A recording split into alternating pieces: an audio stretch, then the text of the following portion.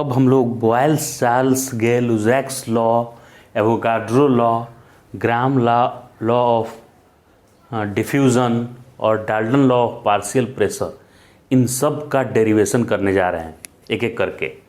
तो ये derivation rarely अब कहीं पे मिलेगा आपको, तो इसीलिए मैंने लिखा है कि एकदम न्यू एकदम है, पहले कभी नहीं देखा इसको, ऐसा लग रहा है कि आज ही पैदा हुआ है। ये क्या देखते हैं।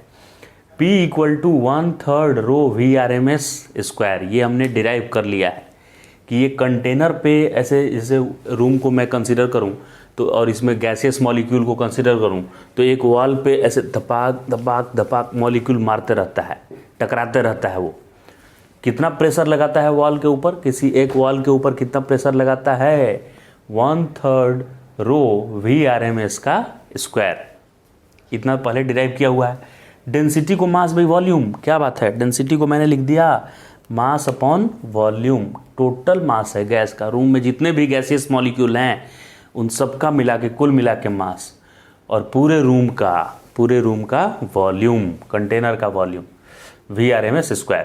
मास के जगह पर मास और V इधर मल्टीप्लाई कर दिया मैंने, तो PV equal to 1/3 m VRMS²। बहुत अच्छा है, ठीक है भाई।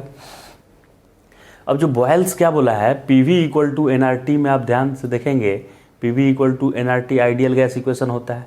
तो बॉयल्स TPV ट्रिक है, बॉयल्स में T कांस्टेंट रहता है। बॉयल्स क्या बोला है कि अगर T कांस्टेंट है तब आगे का कहानी होगा।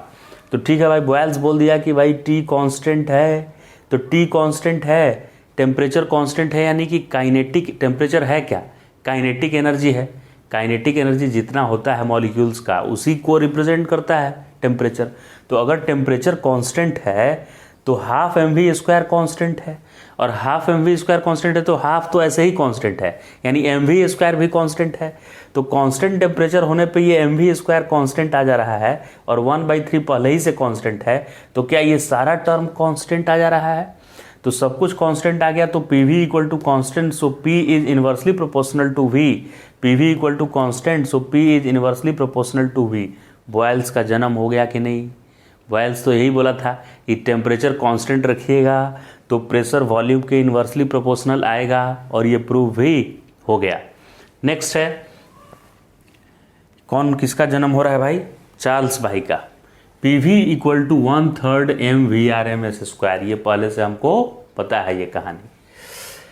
अब ये चार्ल्स भाई क्या बोलते हैं, बॉयल्स ने बोला कि ये कांस्टेंट, चार्ल्स ने बोला कि P कांस्टेंट रखिए तब काम करेगा मेरा लॉ। तो P को कांस्टेंट रखे हम, तो P को कांस्टेंट रखे तो उसको उधर डिवाइड करिए, P को इधर ऐसे से डिवाइड किए, तो भाई 1/3 कांस्टेंट था, और P डिवाइड जो किए हैं वो भी एक कांस्टेंट ही है। इधर क्या वेरिएबल है, VRMS²। अब इसमें क्या कीजिए, हाफ आप मल्टीप्लाई भी कर दीजिए और डिवाइड भी कर दीजिए, यानी 2 डिवाइड भी कर दिए और 2 मान लीजिए मल्टीप्लाई भी कर दी, तो ये 2 भी तो कांस्टेंट हो गया। और जो हाफ mv² है वो तो टेम्परेचर रिप्रेजेंट कर रहा है कि नहीं, टेम्परेचर रिप्रेजेंट कर रहा है कि ना। तो P अगर इधर मैं करूं डिवाइड तो बाकी का सब टर्म सेम हो जा रहा है, खाली टेम्परेचर वाला टर्म आ रहा है, यानी mv² वाला टर्म आ रहा है, हाफ m VRMS², और बाकी जो भी टर्म है कांस्टेंट आ जा रहा है। आप चेक कर लीजिए, P इधर डिवाइड किए कांस्टेंट, 1/3 पहले से कांस्टेंट ही था, और mv² को काइनेटिक बनाने के चक्कर में हाफ 2 से डिवाइड मल्टीप्लाई किए तो ये भी कांस्टेंट ही है। तो खाली हाफ mv², यानी हाफ mv² है क्या, टेम्परेचर है, तो टेम्परेचर ही तो खाली है वेरिएबल इधर। तो प्रेशर को इधर लाएं, यानी कांस्टेंट प्रेशर रखें तो V प्रोपोर्शनल टू टेम्परेचर आ रहा है। V किसके प्रोपोर्शनल आ रहा है, प्रोपोर्शनल टू टेम्परेचर। क्योंकि ये मैंने पूरा डिटेल में ऐसे किया हुआ है कि जैसे mv² को हम क्या लिख पाएंगे, half mv² proportional to T है, तो वेलोसिटी प्रोपोर्शनल टू 2T है, वेलोसिटी प्रोपोर्शनल टू, ये सब कैसे मैंने लिखा देखिए, मैं डिटेल में यहाँ पे कर रहा हूँ कैसे हुआ होगा ये सब। PV equal to 1/3 m VRMS², ये कहानी हमको पता है। अब इसको हमको काइनेटिक बनाना है ना, तो देखिए 2 से मल्टीप्लाई भी कर दिए और 2 से डिवाइड भी कर दे रहे हैं, तो 2/3 लिखे, और जो डिवाइड किए 2 यहाँ पर ले आए, हाफ VRMS²। अब ये टर्म क्या है, इसको आप लिख सकते हैं टेम्परेचर, क्योंकि ये टेम्परेचर के प्रोपोर्शन में होता है। तो ये 2/3 क्या हुआ, कांस्टेंट हुआ, और ये p भी कांस्टेंट है, p भी नीचे ले जाइए, तो ये सब टर्म तो कांस्टेंट ही आया, तो v प्रोपोर्शनल टू t आ गया कि नहीं, v प्रोपोर्शनल टू t, और इसी को तो चार्ल्स लॉ बोलते हैं। तो बॉयल्स लॉ भी प्रूव हो गया काइनेटिक थ्योरी ऑफ गैसेस से, और चार्ल्स लॉ का भी प्रूफ हमने देखा यहाँ पे। ठीक है, अब नेक्स्ट गैल-लुजैक्स लॉ पे आते हैं। तो सबसे पहले ये गैल-लुजैक्स लॉ की बात करते हैं हम लोग। तो इसने क्या बोला, टीपीवी में v को कांस्टेंट बोला करने के लिए, ये v को कांस्टेंट। ठीक है, तो फॉर्मूला क्या था देख लीजिए यहाँ, PV equal to 1/3 m v/rms square था, राइट, इतना फॉर्मूला था। तो ये बोलता है कि अगर वॉल्यूम कांस्टेंट है गुरु, वॉल्यूम को कांस्टेंट मान लीजिए, तो ये तो पहले ही से कांस्टेंट है, इसको भी कांस्टेंट मान लीजिए। तो अभी इसमें 2 से मल्टीप्लाई डिवाइड करिए, तो 2 से मल्टीप्लाई कीजिएगा तो वो भी कांस्टेंट में काउंट हो जाएगा, और 2 से डिवाइड करिएगा तो ये टेम्परेचर बन जाएगा, 1/2 mv/rms स्क्वायर काइनेटिक एनर्जी होता है, और यही तो टेम्परेचर होता है उसी के प्रोपोर्शन में। तो प्रेशर प्रोपोर्शनल टू टेम्परेचर आ गया, क्योंकि वॉल्यूम को तो कांस्टेंट कंसीडर करना है, तो प्रेशर प्रोपोर्शनल टू टेम्परेचर, तो गैल-लुजैक्स लॉ भी हो गया।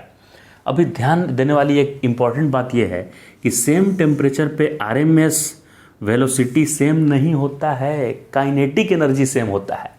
क्या होता है सेम, 1/2 इंटू मास, सभी मॉलिक्यूल्स का मिला के कुल मिला के मास, और VRMS square, 1/2 mV/rms square, kinetic energy same होता है टेम्परेचर सेम होने पे। 2 सैंपल का गैसियस मॉलिक्यूल 2 कंटेनर में रखे हुए हैं, और दोनों का बोल रहा है कि सेम टेम्परेचर है, तो क्या दोनों में मॉलिक्यूल का आरएमएस वेलोसिटी सेम होगा क्या, नहीं, दोनों ही कंटेनर में मॉलिक्यूल का काइनेटिक एनर्जी सेम होगा, राइट।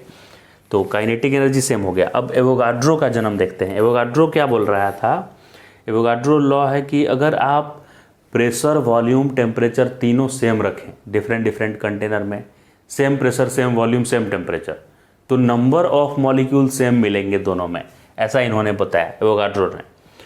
तो पीवी फर्स्ट मान लीजिए सैंपल लिए हम, एक कंटेनर लिए, और एक कंटेनर में मैंने लिखा PV equal to 1/3 total mass, number of molecule n है, और एक एक मॉलिक्यूल का मास m है, तो n1 m1, और उसकी VRMS 1 स्क्वायर है।